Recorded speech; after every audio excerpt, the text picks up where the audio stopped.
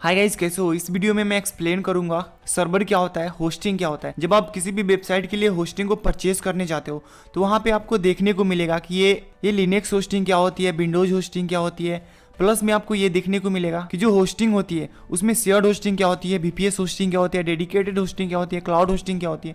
तो ये सारे कुछ को मैं डिस्कस करूंगा इस वीडियो में। बिकॉज जब आप किसी भी टाइप का वेबसाइट बनाते हो तो वहाँ पे कुछ कस्टमर्स के लिए बना रहे हो, वहाँ पे आपने डिसाइड करके रखा होता है कि इस वेबसाइट पे प्रॉपर इतने रीच आ सकते हैं, तो उतने रीच के लिए कितने बैंडविड्थ होनी चाहिए, बेसिकली कि आपका सर्वर जो है वो कितने ट्रैफिक को हैंडल कर सकता है। ये सारा कुछ अगर आपने पहले से डिसाइड करा है और उस हिसाब से अगर आप होस्टिंग को परचेज करते हो तो वहाँ पे कॉस्ट इफेक्टिव तो होता ही है, प्लस में आपका सर्वर डाउन नहीं होता है बाद में। So hi guys, my name is Dilip and you are watching सियल शो। सो गाइस, सबसे पहले सर्वर को समझते हैं। सर्वर को ना आप कुछ इस टाइप से समझ सकते हो। मान लो कि एक बहुत बड़ी घर है जिसके अंदर बहुत सारे हार्ड डिस्क को ऑर्गेनाइज करके रखा हुआ है। जैसा कि आप इस फोटो में देख सकते, बहुत बड़ी घर है जिसके अंदर बहुत सारे पैनल्स बना के रखे हुए इस टाइप का। ओके, वो सारे में हार्ड डिस्क भरा हुआ है। हार्ड डिस्क मतलब मेमोरी, वो एचडीडी भी हो सकता है और एसएसडी भी हो सकता है। एसएसडी मतलब होता है कि solid state drive and HDD मतलब होता है कि हार्ड ड्राइव डिस्क। तो सर्वर को आप कुछ इस टाइप से समझ सकते हो कि एक रूम है जिसके अंदर बहुत सारे हार्ड डिस्क रखा हुआ है। सो बेसिकली सिर्फ हार्ड डिस्क होने से वो कोई सर्वर नहीं हो जाता है। हार्ड डिस्क के अंदर कोई भी फाइल को स्टोर करने के लिए, किसी भी वेबसाइट को सेव करने के लिए आपको उसमें कुछ फाइल मैनेजमेंट सिस्टम होनी चाहिए। तो उसको हैंडल करने के लिए कुछ ऑपरेटिंग सिस्टम होनी चाहिए एंड ऑपरेटिंग सिस्टम रन करता है रैम पे एंड सीपीयू पे। ओके, सो एक सर्वर के अंदर रैम भी होती है, हार्ड डिस्क भी होती है, वो प्रोसेसर भी लगा होता है, प्लस में सारी चीज को मैनेजमेंट करने के लिए, सारे फाइल्स को मैनेज करने के लिए ऑपरेटिंग सिस्टम भी रहता है। ऑपरेटिंग सिस्टम विंडोज हो सकता है या फिर लिनक्स हो सकता है। जैसा कि आप होस्टिंग को परचेज करने जाओगे ना,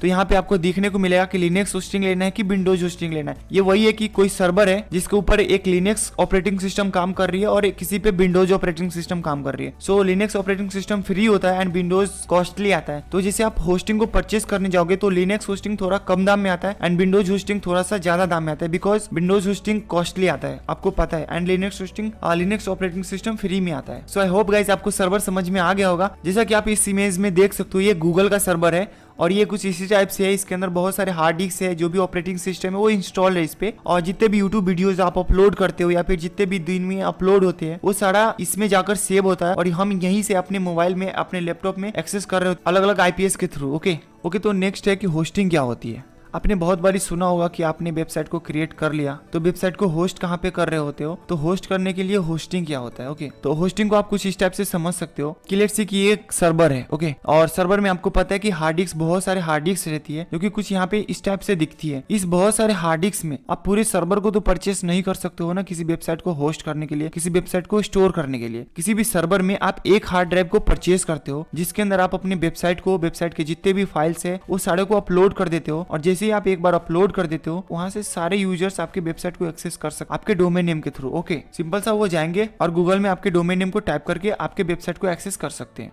सो वेबसाइट के होस्टिंग करने का सिंपल सा मतलब होता है कि आप पहले तो होस्टिंग को परचेज करनी होती है। होस्टिंग को परचेज करने का मतलब होता है किसी भी कि सर्वर में बहुत सारे हार्ड ड्राइव लगे हुए हैं, उसमें से एक हार्ड ड्राइव को आपने परचेज करा, वो हार्ड ड्राइव आपका हो गया। उसके अंदर आप जितने भी वेबसाइट को होस्ट करना है आप वेबसाइट को होस्ट कर सकते। होस्ट करने का मतलब सिंपल सा होता है कि आपने जो वेबसाइट को क्रिएट किया वो वेबसाइट आपके कंप्यूटर में, वो अपने कंप्यूटर से सर्वर के उस हार्ड ड्राइव के अंदर जैसे ही आप स्टोर करते हो, मतलब स्टोर करना ही होस्ट करना होता है, और जैसे ही आप एक बार होस्ट कर देते हो आपकी वेबसाइट लॉन्च हो जाती है publicly www world wide web. कहीं से भी कोई भी यूजर के डोमेन नेम को सर्च करके एक्सेस कर सकता है आपके वेबसाइट को। आपके यहाँ पे होस्टिंग समझ में आ गया होगा। फिर होस्टिंग बहुत सारे टाइप्स की होती है कि शेयर्ड होस्टिंग क्या होती है, वीपीएस होस्टिंग क्या होती है, वर्डप्रेस होस्टिंग क्या होती है, dedicated and cloud hosting. Basically ये वेब होस्टिंग के टाइप्स है। इन सभी के अंदर आपको अलग अलग फीचर्स मिलने वाले हैं और उसी हिसाब से सभी के प्राइस अप एंड डाउन होते रहते। सो सबसे पहले समझते हैं कि शेयर्ड होस्टिंग क्या होती है। तो शेयर्ड होस्टिंग को आप इस टाइप से समझ सकते हो कि एक सर्वर है जिसके अंदर आपने एक हार्ड ड्राइव को परचेज कर रहे हैं। ओके, जिसके अंदर आप कितने भी वेबसाइट को होस्ट कर सकते हो। शेयर्ड होस्टिंग में क्या होता है कि ये जो आपके हार्ड डिस्क है ना, एक हार्ड डिस्क 3 पार्ट में डिवाइड किया है और 3 क्लाइंट को इसने हैंड ओवर कर दिया है। शेयर्ड होस्टिंग में यही होता है और वो 3 लोग वहां पे अपने अपने वेबसाइट को होस्ट करेंगे। ऑफ कोर्स वो सारे का पैनल अलग अलग होगा, आपको कुछ उसमें का स्पेस मिलेगा, दूसरे को कुछ स्पेस मिलेगा और तीसरे को कुछ स्पेस मिलेगा। वो तीनों आपस में कनेक्टेड नहीं होंगे, वो तीनों आपस में सेपरेट होंगे। ओके, बट शेयर्ड होस्टिंग में क्या होती है कि किसी, मान लो कि ये बंदे की ट्रैफिक बहुत ज्यादा आ गई, इसकी जो बैंडविड्थ है और इसके अंदर जो भी आपको रैम मिला है ना, वो सारा रैम इसके ट्रैफिक को हैंडल करने चला जाता है।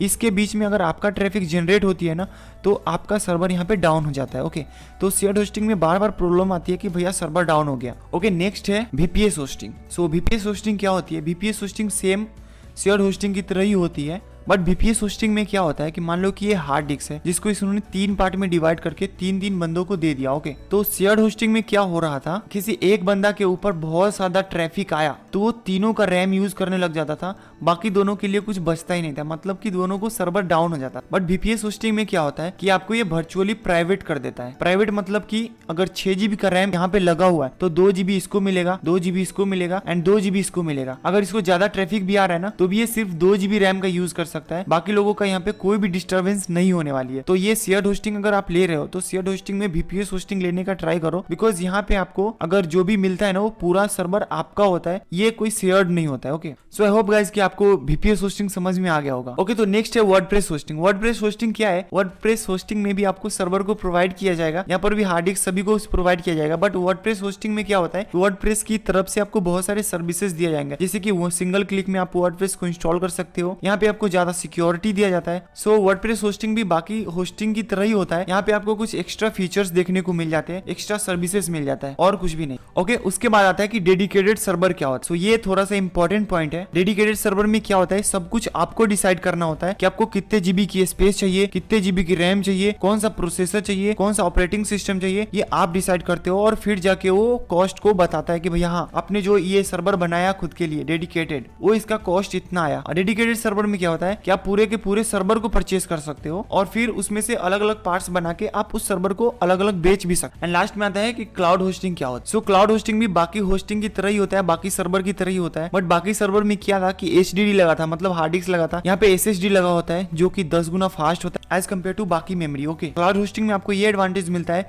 कि ये इतने फास्ट होता है जिसकी वजह से आप अपनी एप्लीकेशन को भी यहाँ पे होस्ट कर सकते हो, प्लस में वेबसाइट को होस्ट कर सकते हो। क्लाउड होस्टिंग की ये एक फीचर्स होती है, यहाँ पे जो भी आपका एक वेबसाइट है ना, वो किसी एक सर्वर पे स्टोर नहीं होता है, वो अलग अलग सर्वर पे स्टोर करता है, अलग अलग लोकेशन के सर्वर पे स्टोर करता है, ताकि जैसे समझ लो कि कोई एक सर्वर है जिसमें आग लग गई, उस पे आपका वेबसाइट होस्ट है, तो क्या होगा, आपके वेबसाइट पूरा खत्म हो जाएगा। बट क्लाउड होस्टिंग में बिल्कुल भी ऐसा नहीं होता है, आपका जो एक वेबसाइट है वो अलग अलग सर्वर पे स्टोर रहता है। अगर किसी भी टेक्निकल इश्यू की वजह से अगर एक सर्वर बंद भी पड़ जाती है ना, तो दूसरे सर्वर ऑटोमेटिक वो बैकअप को रिकवर करता है और आपका वेबसाइट स्मूथली रन कर रहा होता है, आपके वेबसाइट में कोई भी एरर नहीं आता है। ओके, सो क्लाउड होस्टिंग का बेसिकली यहाँ पे ये मतलब होता है और यहाँ पे बड़े बड़े कंपनी यूज करता है end of course cloud hosting बहुत ही कॉस्टली आता है। सो आई होप गाइस कि आपको सर्वर एंड होस्टिंग अच्छे से समझ में आ गया होगा। सो नेक्स्ट वीडियो में मैं सर्वर को परचेस करना सिखाऊंगा कि कैसे परचेस करना है और कौन से वेबसाइट के लिए आप कौन सा प्लान को परचेस कर सकते हो, कैसे परचेस करना है, इवन डोमेन नेम को भी कैसे परचेस करना है। सो नेक्स्ट वीडियो में सारा कुछ होने वाला है। सो इस वीडियो में इतना ही रख। अगर वीडियो में जरा कुछ भी सीखने को मिला तो प्लीज लाइक करो एंड अगर चैनल पे नए हो तो प्लीज सब्सक्राइब करो। मिलते हैं नेक्स्ट वीडियो में, तब तक के लिए बाय।